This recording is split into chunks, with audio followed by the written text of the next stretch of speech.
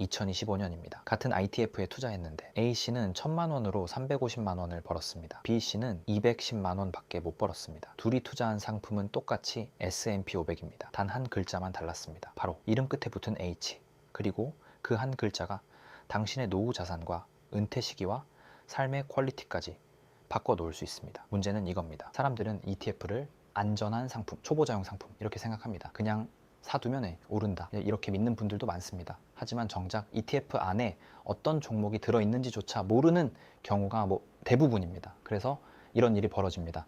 나는 S&P 500도 샀고 나스닥 100도 샀고 반도체 ETF도 샀으니까 완벽하게 분산 투자했다, 이렇게 생각합니다. 하지만 실제로 안을 열어보면 어떨까요? 전부 애플, 마이크로소프트, 엔비디아가 상위 비중을 차지하고 있습니다. 당신은 분산 투자한 것이 아닙니다. 사실은 같은 종목을 3번 산 겁니다. 오늘 이 영상 하나만 끝까지 보시면 아무도 제대로 알려주지 않는 ITF 투자의 진짜 함정과, 그리고 2026년을 기준으로 우리가 어떻게 투자 전략을 짜야 하는지 명확한 해답까지 가져가실 수 있습니다. 이제 배경부터 천천히 정리해 보겠습니다. 요즘 주식 앱을 켜보면 ITF 메뉴가 없는 증권사는 거의 없습니다. 국내 ETF 시장 규모는 이미 200조 원을 넘어섰습니다. 투자자 수는 약 1000만 명, 우리나라 인구 5명 중 1명꼴로 ITF를 경험해 본 셈입니다. 이제 ETF는 특별한 사람만 아는 상품이 아닙니다. 완전히 대중화된 시대입니다.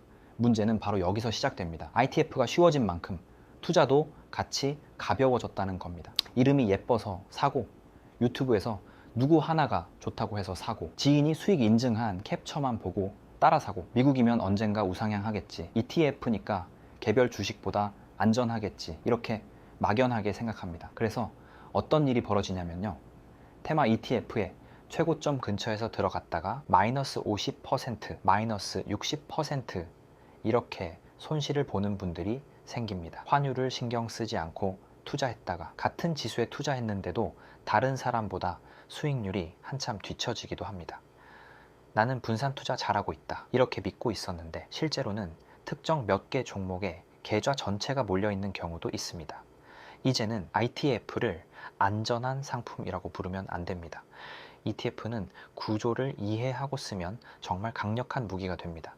하지만 구조를 모른 채 쓰면 칼날을 잘못 쥔 사람처럼 나 자신을 베는 도구가 될 수 있습니다. 그렇다면 ETF의 본질은 뭘까요? 어려운 말 다 빼고 레고블록으로 한번 생각해 보겠습니다. 당신 앞에 레고블록 1000개가 놓여 있습니다.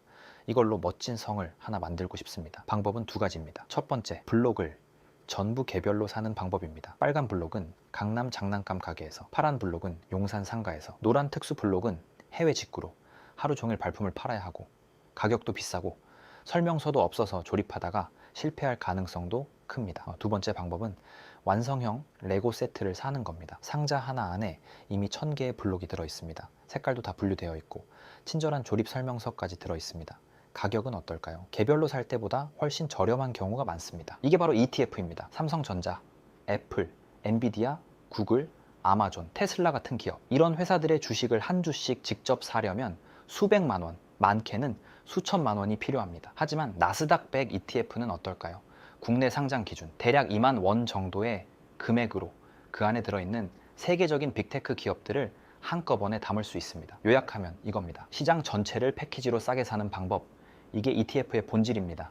ETF의 장점을 3가지만 딱 정리해 보겠습니다. 첫째, 적은 돈으로도 글로벌 분산 투자가 가능합니다. 둘째, 수수료가 일반 펀드에 비해 압도적으로 낮습니다. 셋째, 어떤 종목에 투자하고 있는지 구성이 투명하게 공개됩니다. 그래서 워런 버핏이 자기 재산 운용에 대해 이렇게 말했죠. 내가 죽으면 내 재산의 90%를 S&P 500 인덱스 펀드에 넣어라. 인덱스 펀드를 만든 존 보글 역시 이렇게 이야기했습니다. 건초더미에서 반을 찾지 마라. 건초더미 전체를 사라.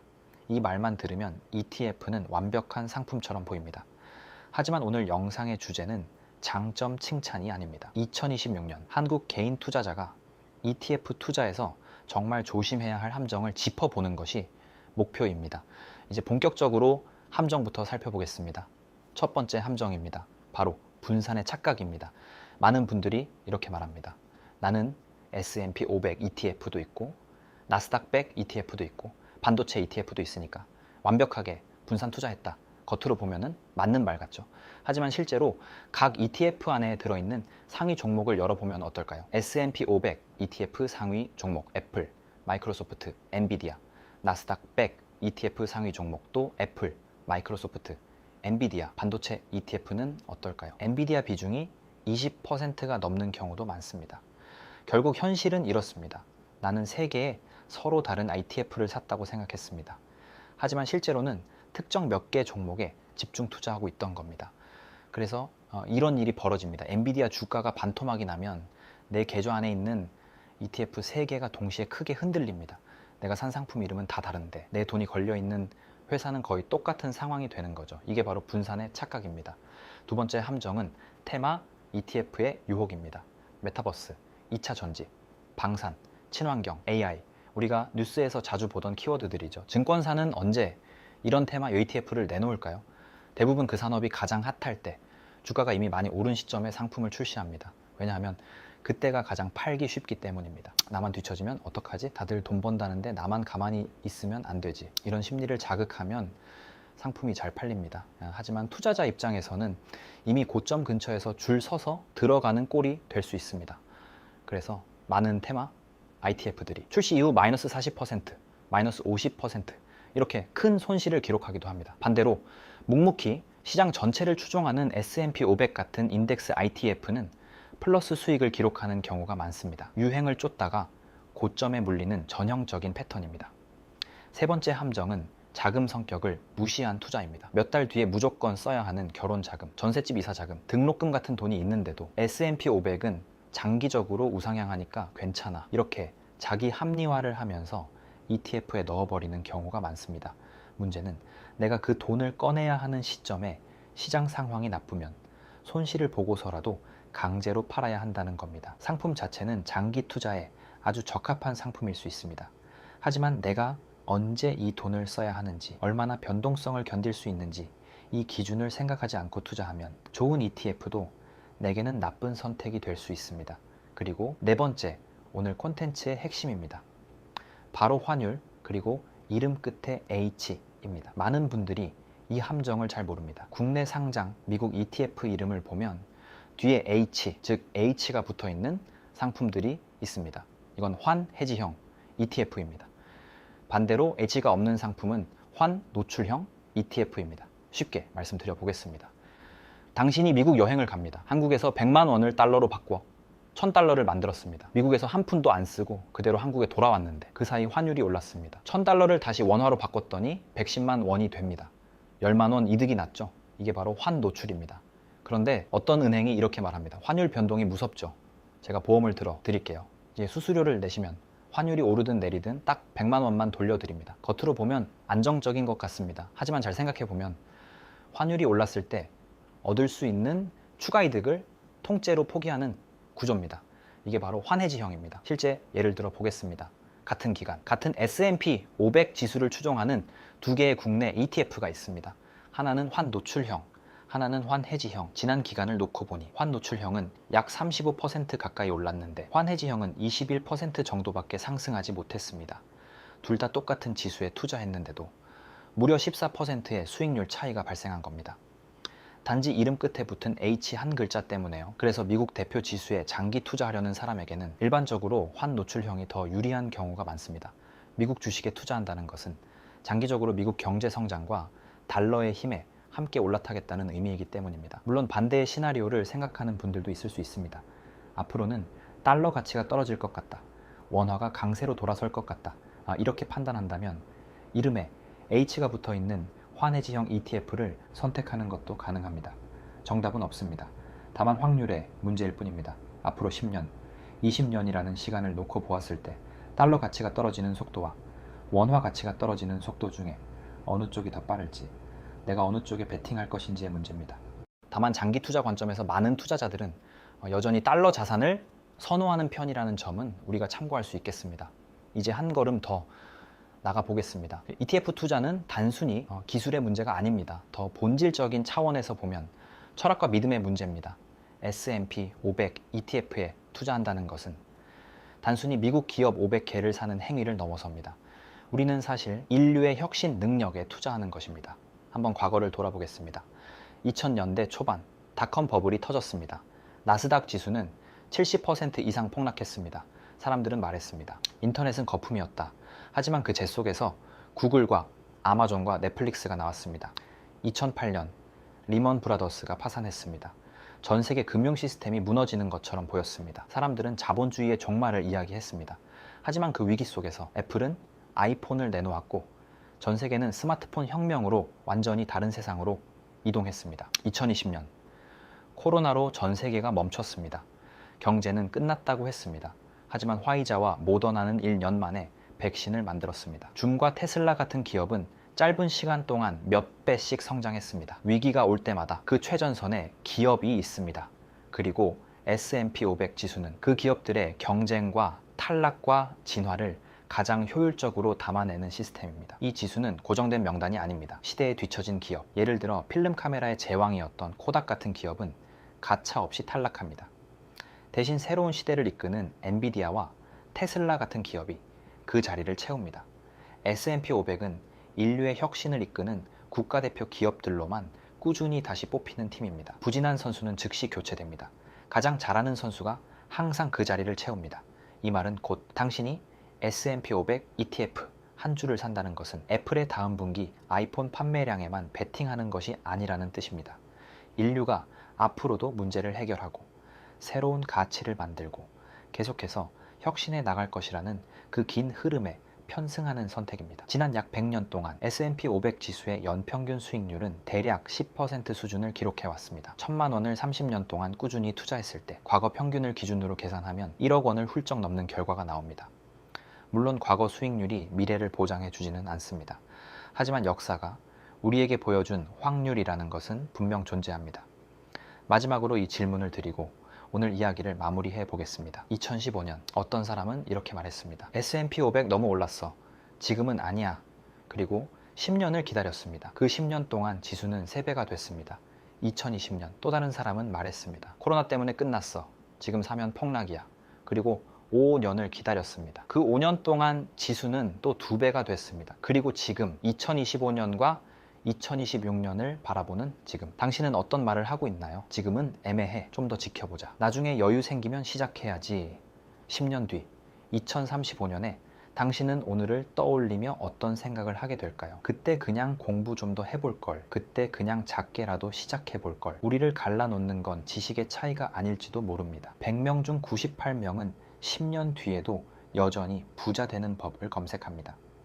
하지만 2명은 이미 부자가 되어 있습니다. 그 둘과 나머지 98명을 가른 건 재능도, 운도 아닙니다. 바로 실행입니다. 첫걸음은 생각보다 단순합니다. 증권 앱을 하나 깔아보는 것, 연금 저축 계좌가 뭔지 검색해 보는 것, 월 10만 원이라도 ETF에 꾸준히 넣어보기로 나 자신과 약속하는 것, 그 정도만 해도 당신은 이미 100명 중 10명 안에 들어갑니다. 그리고 정말로 실행까지 옮긴다면 그때부터는 100명 중 2명 안에 들어갈 가능성이 열립니다. 이제 2026년 ITF 함정을 알게 되었습니다.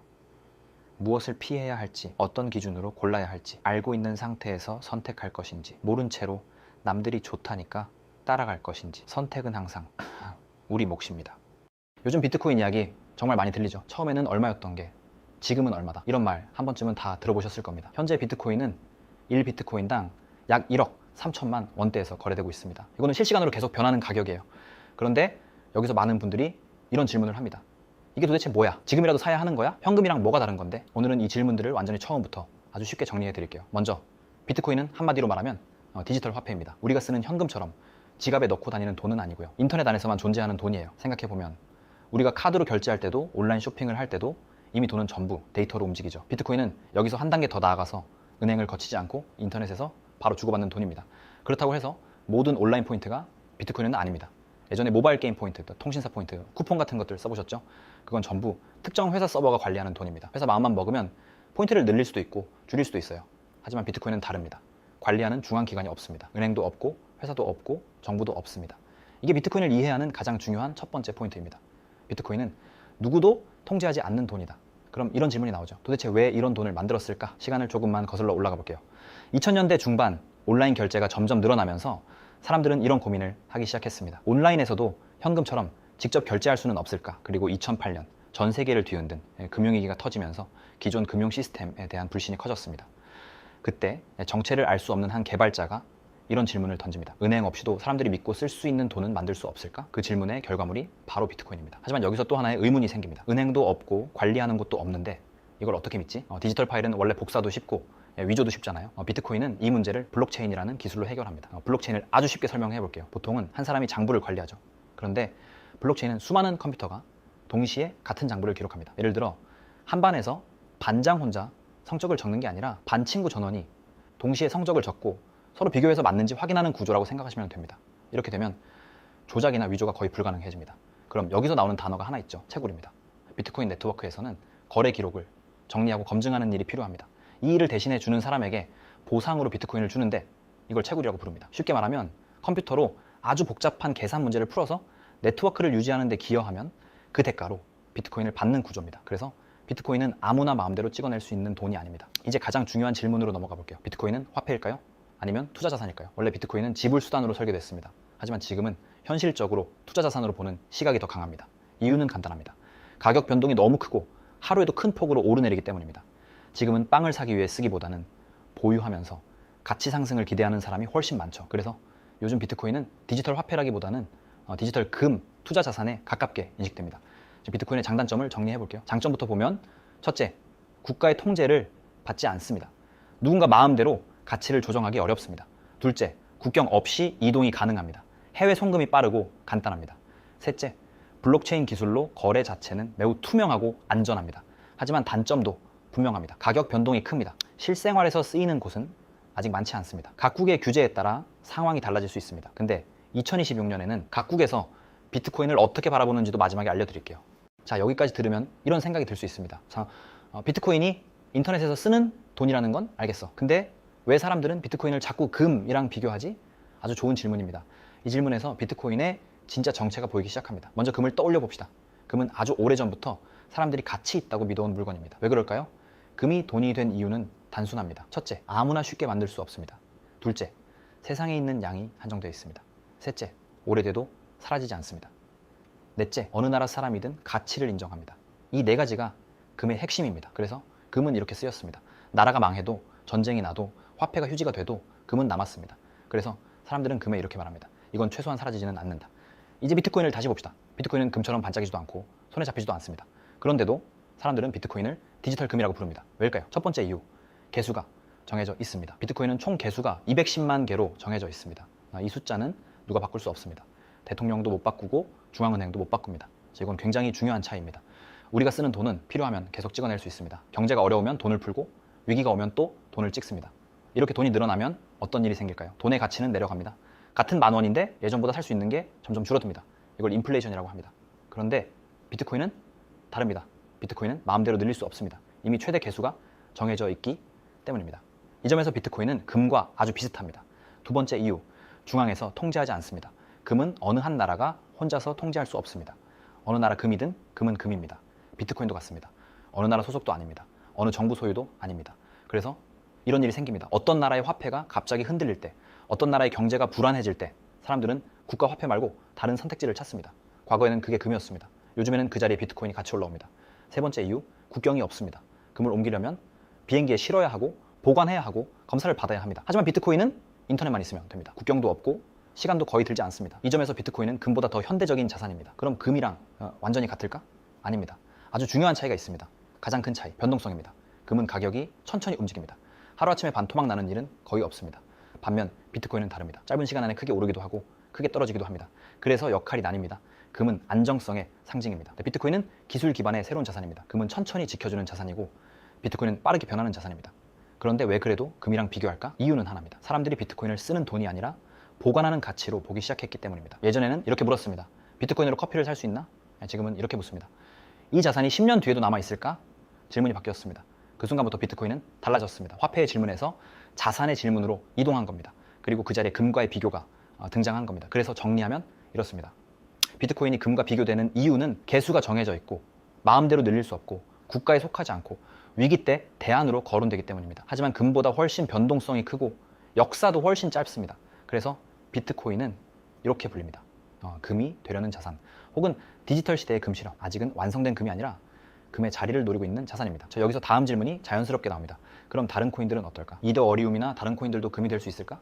왜 질문의 중심은 항상 비트코인일까? 여기까지 오면 자연스럽게 이런 질문이 나옵니다. 비트코인이 금처럼 여겨진다는 건 알겠어. 그런데 코인은 비트코인만 있는 게 아니잖아. 다른 코인들은 왜 금 이야기를 안 듣는 걸까? 이 질문이 아주 중요합니다. 먼저 결론부터 말하겠습니다. 다른 코인들도 가치가 있을 수는 있습니다. 하지만 금이 되는 조건은 비트코인과 다릅니다. 우리가 말하는 금은 이런 의미입니다. 여기서 말하는 금은 가격이 오른다는 뜻이 아닙니다. 금의 핵심은 이겁니다. 최종적으로 남는 자산 위기 상황에서도 사람들이 마지막에 믿는 자산, 이 기준으로 보면 이야기가 달라집니다. 그럼 금이 되려면 뭐가 필요할까? 조건을 정리해 보겠습니다. 첫째, 아무나 마음대로 바꿀 수 없어야 합니다. 둘째, 중앙에서 조종할 수 없어야 합니다. 셋째, 오래 살아남아야 합니다. 넷째, 너무 복잡하지 않아야 합니다. 이 네 가지입니다. 이제 다른 코인들을 이 기준으로 봅시다. 코인은 정말 많습니다. 수천 개가 넘습니다. 각각 속도가 빠르다, 기능이 많다, 수수료가 싸다, 이런 장점을 말합니다. 하지만 금의 기준으로 보면 문제가 생깁니다. 첫 번째 차이, 누가 설계했는가? 비트코인은 정체가 불분명한 사람이 만들었고 지금도 특정 주인이 없습니다. 반면에 많은 코인들은 만든 팀이 명확합니다. 회사처럼 운영되고 리더가 있고 방향을 정합니다. 이건 장점일 수도 있지만 금의 조건에서는 약점이 됩니다. 왜냐하면 이 질문이 생기기 때문입니다. 이 팀이 사라지면, 방향을 바꾸면, 규칙을 고치면 금은 이런 질문이 나오면 안 됩니다. 두 번째 차이, 바뀔 수 있는 규칙 많은 코인들은 업데이트를 합니다. 기능을 추가하고 속도를 바꾸고 구조를 고칩니다. 기술적으로는 좋은 일입니다. 하지만 가치 저장 자산으로 보면 이건 불안 요소입니다. 금은 업데이트되지 않습니다. 금은 새로운 버전이 나오지 않습니다. 룰이 바뀌지 않습니다. 그래서 사람들이 오래 믿습니다. 비트코인은 이 점에서 금에 가깝습니다. 세 번째 차이, 중앙화의 정도 많은 코인들은 실제로는 소수에게 많이 몰려 있습니다. 초기 물량을 만든 사람들이 많이 보유하고 있는 경우도 많습니다. 이 경우 가격이 쉽게 흔들립니다. 반면은 비트코인은 다릅니다. 완벽하다고 할 수는 없지만 상대적으로 가장 넓게 분산되어 있습니다. 그래서 누군가가 조작한다는 의심이 덜합니다. 이 차이는 시간이 갈수록 더 중요해집니다. 네 번째 차이, 목적의 차이 많은 코인들은 처음부터 기능을 목표로 합니다. 플랫폼, 앱, 결제 시스템, 게임, 금융 서비스. 이건 나쁜 게 아닙니다. 하지만 금의 역할과는 다릅니다. 금은 기능이 없습니다. 금은 아무것도 하지 않습니다. 그냥 존재합니다. 그게 금의 힘입니다. 비트코인도 비슷합니다. 비트코인은 복잡한 기능이 많지 않습니다. 그래서 쓸모없다고 말하는 사람도 있습니다. 하지만 바로 그 단순함이 가치 저장 자산으로서는 강점이 됩니다. 그래서 시장은 이렇게 봅니다. 비트코인 저장 기준점, 다른 코인들. 실험은 성공할 수도 있고 사라질 수도 있습니다. 하지만 기준점은 쉽게 바뀌지 않습니다. 그래서 위기가 오면 이런 일이 벌어집니다. 시장이 흔들릴 때 사람들은 복잡한 것부터 버립니다. 그리고 가장 단순한 곳으로 돌아옵니다. 그래서 돈은 비트코인으로 모이는 경향을 보입니다. 여기서 중요한 오해 하나, 다른 코인은 다 의미 없다. 이 말은 아닙니다. 다만 금이 되는 길과 기술이 되는 길은 다르다는 겁니다. 정리해 보겠습니다. 다른 코인들이 금이 되기 어려운 이유는 규칙이 바뀔 수 있고 중앙화된 구조가 많고 설계자가 분명하고 목적이 기능 중심이기 때문입니다. 비트코인은 규칙이 거의 고정되어 있고 가장 분산되어 있고 목적이 단순하고 오래 버텨왔습니다. 그래서 금과 비교됩니다. 이제 마지막 질문이 남았습니다. 이걸 각국 정부는 어떻게 보고 있을까? 특히 미국은 비트코인을 어떤 위치에 두고 있을까? 미국에서의 진짜 지휘자. 이제 마지막 질문입니다. 비트코인이 이렇게 커졌다면 각국 정부는 이걸 가만히 보고만 있을까? 특히 전 세계 금융의 중심인 미국은 비트코인을 어떻게 보고 있을까요? 먼저 아주 중요한 사실부터 짚고 가겠습니다. 지금 이 시점에서 비트코인은 불법이 아닙니다. 그리고 없애겠다는 방향도 아닙니다. 이건 굉장히 중요한 변화입니다. 과거에는 분위기가 달랐습니다. 초기 비트코인은 정부 입장에서 보면 불편한 존재였습니다. 누가 쓰는지도 모르고 국경도 없고 통제도 어렵습니다. 그래서 초반에는 이런 말이 많았습니다. 위험하다, 투기다, 규제해야 한다. 그런데 시간이 지나면서 상황이 바뀝니다. 비트코인은 사라지지 않았습니다. 오히려 더 커졌고 더 많은 사람이 사용했고 더 많은 돈이 연결됐습니다. 이 시점에서 정부들은 다시 생각하기 시작합니다. 막을 수 없다면 어떻게 관리할 것인가? 이 질문으로 정책 방향이 바뀝니다. 특히 미국이 이 방향을 가장 먼저 명확히 했습니다. 미국의 태도는 한 문장으로 이렇습니다. 비트코인은 없앨 대상이 아니라 제도 안에서 다뤄야 할 자산이다. 이게 핵심입니다. 상징적인 사건이 하나 있었습니다. 미국에서 비트코인 현물 ETF가 승인됐습니다. 이건 단순한 금융상품 하나가 아닙니다. 이 의미는 이겁니다. 비트코인을 공식 자산으로 인정한다. ETF는 아무 자산이나 허용되지 않습니다. 투명해야 하고 시장이 충분히 커야 하고 조작 위험이 관리 가능해야 합니다. 즉 미국 금융 시스템이 비트코인을 다룰 수 있는 자산으로 본다는 뜻입니다. 이 순간부터 비트코인의 위치가 달라졌습니다. 이제 비트코인은 음지의 자산이 아니라 제도권 금융 안으로 들어오기 시작했습니다. 연기금, 기관 투자자, 대형 자산 운용사들이 접근할 수 있는 길이 열린 겁니다. 그럼 미국은 비트코인을 화폐로 볼까? 아닙니다. 여기서 오해하면 안 됩니다. 미국은 비트코인을 달러 대신 쓰는 돈으로 보지는 않습니다. 미국이 보는 비트코인의 위치는 이렇습니다. 화폐 아님 증권도 아님 하지만 하나의 독립적인 자산, 그래서 금, 원유, 원자재처럼 자산으로 관리합니다. 이게 왜 중요할까요? 이건 비트코인을 달러의 적으로 보지 않는다는 뜻입니다. 즉 경쟁 대상이 아니라 공존 가능한 자산으로 본다는 의미입니다. 다른 나라들은 어떨까요? 나라별로 속도는 다르지만 방향은 비슷합니다. 공통된 흐름은 이렇습니다. 완전 금지는 현실적으로 어렵다. 무규제 방치는 더 위험하다. 그래서 규제 속 허용 이 방향으로 정책이 정리되고 있습니다. 어떤 나라들은 이렇게 움직입니다. 거래소 규제 강화, 자금 세탁 방지 적용, 세금 체계 정비. 이건 비트코인을 없애기 위한 게 아니라 제도 안으로 넣기 위한 과정입니다. 그럼 2026년에 비트코인은 어떤 위치일까? 중요한 포인트만 말하겠습니다.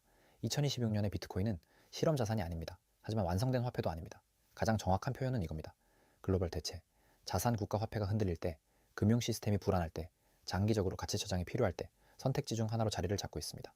특히 미국에서의 의미는 큽니다. 미국이 비트코인을 완전히 배척하지 않았다는 건 전 세계 금융시장에 하나의 신호를 줍니다. 이 자산은 완전히 무시할 수 없다. 그렇다고 보호해주지는 않습니다. 여기서 또 하나 중요합니다. 미국은 비트코인을 보호해주지 않습니다. 가격이 떨어져도 구제하지 않습니다. 은행처럼 구조하지 않습니다. 이 말은 곧 이 뜻입니다. 책임은 전부 개인에게 있다. 그래서 비트코인은 여전히 고위험 자산입니다. 그래서 마지막으로 이 말을 꼭 하고 싶습니다. 비트코인은 정책적으로 인정받는 단계에 들어왔습니다. 하지만 안전한 자산이 됐다는 뜻은 아닙니다. 전체를 한 줄로 정리하면 이렇습니다. 2026년에 비트코인은 금처럼 취급되기 시작했지만 금만큼 안정적이지는 않은 자산입니다. 그래서 이해 없이 접근하면 위험하고 이해하고 접근하면 의미 있는 선택지가 될 수 있습니다. 이걸로 4가지 질문이 모두 이어졌습니다. 첫 번째, 비트코인은 무엇인가? 두 번째, 왜 금과 비교되는가? 세 번째, 왜 다른 코인들은 금이 되기 어려운가? 네 번째, 그리고 국가들은 이걸 어떻게 보고 있는가? 이 4가지를 한 번에 이해했다면 이제 뉴스에서 나오는 비트코인 이야기가 전혀 다르게 들릴 겁니다. 돈을 열심히 버는데도 왜 통장은 항상 바닥일까요? 많은 사람들이 이렇게 말합니다. 나는 절약도 하는데 이상하게 돈이 안 남아요.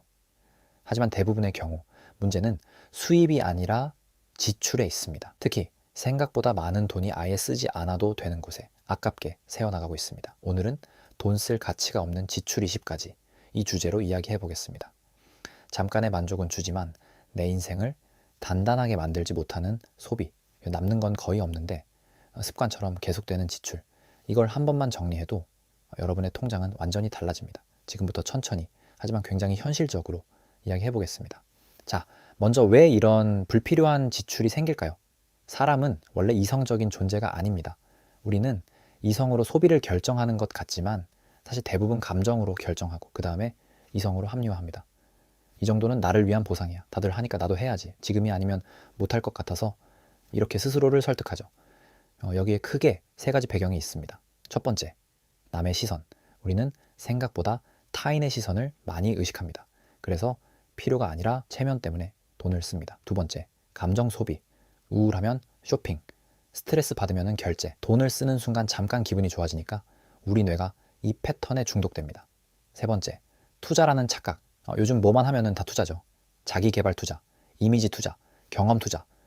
하지만 냉정하게 보면 투자가 아니라 그냥 소비인 경우가 훨씬 많습니다. 그래서 오늘은 감정도 내려놓고 체면도 내려놓고 진짜 가치 있는가?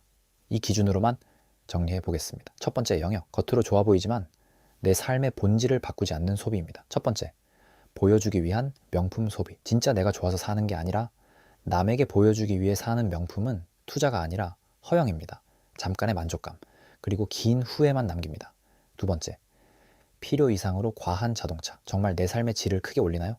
아니면 내 자존심을 잠깐 채워줄 뿐인가요? 이 질문 하나면 답이 나옵니다. 세 번째, 과하게 꾸미는 결혼식, 과한 이벤트 비용, 남들에게 보여주기 위한 의식에 쓰는 돈, 끝나고 남는 건 사진뿐입니다. 네 번째, 브랜드 집착 소비. 같은 기능, 같은 역할, 그런데 굳이 더 비싼 브랜드여야만 한다면 그건 실용이 아니라 나를 증명하고 싶은 욕구일 가능성이 큽니다. 다섯 번째, 과도한 선물 경쟁. 저 사람이 이만큼 했으니까 나는 더 해야지. 이건 진짜 관계가 아니라 그냥 감정 거래입니다. 여섯 번째, 취미보다 장비가 먼저 오는 소비. 정말 좋아하는 취미라면 장비가 없어도 합니다. 잠깐 반짝하다 사라지는 취미라면 그건 취미가 아니라 욕망이었을 뿐입니다. 일곱 번째, 과시성 모임, 자리값, 술값. 정작 그 자리에서 남는 건 거의 없습니다. 그냥 돈과 시간만 사라집니다. 여덟 번째, 다들 하니까 나도 한다형 소비. 유행이라서, 남들 다 해서. 이 이유밖에 없다면 거의 100% 필요 없는 소비입니다. 이 영역의 공통점은 단 하나입니다. 내 삶을 위한 소비가 아니라 타인의 시선을 위한 소비라는 점입니다. 두 번째 영역, 불안을 달래기 위한 소비입니다. 아홉 번째, 스트레스를 풀기 위한 충동 구매. 오늘 힘들었으니까 이 정도는 괜찮지. 문제는 그 오늘이 매일이라는 겁니다. 10번째, 세일, 할인, 행사만 보면 사는 소비. 정작 중요한 건 싸게 샀냐가 아니라 필요해서 샀냐입니다. 세일은 우리를 돕는 게 아니라 우리를 설득하는 장치일 뿐입니다. 11번째, 안 쓰는 구독 서비스. 구독이라는 단어는 편해 보이죠. 하지만 실제로는 매달 자동으로 빠져나가는 고정 지출입니다. 12번째, 자존감을 돈으로 채우는 소비. 이 정도는 써야 나도 뭐라도 된 것 같지. 이건 소비가 아니라 감정 보상 장치일 뿐입니다. 13번째, 과한 보험과 불필요한 금융상품. 불안을 이용하는 산업이 많습니다. 혹시 모르니까요. 이 말 하나로 매달 돈이 빠져나가고 있다면 한 번은 냉정하게 점검해야 합니다. 14번째, 비교해서 시작되는 소비. 쟤도 저거 샀는데 나는 왜 못 사? 비교해서 시작된 소비는 끝도 없고 만족도 없습니다. 15번째, 실행 없는 자기 개발 소비. 책은 산다, 강의도 산다, 세미나도 간다. 그런데 실행은 안 한다. 지식은 소비할 때, 자산이 아니라 행동할 때 자산이 됩니다. 16번째, 언젠가 쓸 거야. 소비. 언젠가, 나중에, 기회 되면. 그 언젠가는 대부분 오지 않습니다. 이 영역의 공통점은 문제를 해결하는 소비가 아니라 감정을 달래기 위한 소비라는 점입니다. 여기서 한 사람의 이야기를 해볼게요. 연봉도 괜찮고 능력도 좋은 사람이 있었습니다. 하지만 그 사람은 늘 이렇게 말했습니다. 나는 정말 열심히 사는데 왜 돈이 안 남을까? 그래서 3개월 동안 그 사람의 지출을 하나씩 점검해 봤습니다. 그리고 놀라운 사실을 발견했습니다. 돈이 부족한 게 아니었습니다. 문제는 돈을 쓰는 기준이 없다는 거였습니다. 그래서 저는 그에게 단 하나의 질문만 던졌습니다. 이 소비는 당신의 삶을 더 단단하게 만들어주나요? 아니면 그냥 잠깐 기분만 좋게 해주나요? 그 질문 하나로 그 사람의 소비 구조는 완전히 바뀌었습니다. 그리고 1년 뒤 그 사람은 이렇게 말했습니다. 이상하게 돈이 모이니까 마음이 훨씬 안정돼요. 돈이 행복을 사는 건 아닌데 마음의 자유를 주네요. 이제 정리해 보겠습니다. 사람을 가난하게 만드는 건 돈이 적어서가 아닙니다. 방향 없는 소비, 기준 없는 소비, 감정에 휘둘리는 소비, 이 세 가지입니다. 앞으로 돈을 쓸 때 이 질문 하나만 기억해 주세요. 이 소비는 내 인생을 더 단단하게 만들어주는가? 돈은 그냥 쓰라고 있는 게 아닙니다. 돈은 내가 어떤 삶을 살고 싶은지 선택하게 해주는 굉장히 중요한 도구입니다. 오늘 이야기가 여러분의 지갑만 지키는 것이 아니라 여러분의 삶까지 지켜주는 기준이 되었으면 좋겠습니다.